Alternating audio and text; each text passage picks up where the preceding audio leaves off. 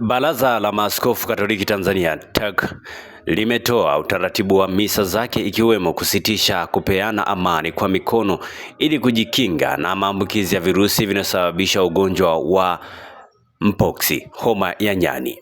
TEC imechukua hatua hiyo ikiwa ni siku moja baada ya serikali kupitia Wizara ya Afya kuripoti uwepo wa ugonjwa wawili wa mpox jijini Dar es Salaam ambapo wameendelea kupatiwa matibabu. Kwa mujibu wa Shirika la Afya Duniani WHO, ugonjwa huo unasababishwa na virusi vya mpox unaosambaa kwa njia ya matone ya mfumo wa njia ya hewa, ngozi hupitia kugusa na kujamiana na mtu mwenye maambukizi.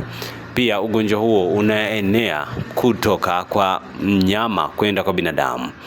Jumanne, Machi 11, 2025, mkuu wa idara ya liturujia wa TEC Padre Clement Mhiyo ametoa taarifa hiyo akisema, wapendwa katika Kristo, kutokana na tahadhari ya kiafya iliyotangazwa na Wizara ya Afya kwa upande wa liturujia, tunasisitiza kwa muda maji ya baraka kwa kuchovya hadi hali itakavyotengama. Pia tusitishe kwa muda kupeana amani kwa njia ya mikono.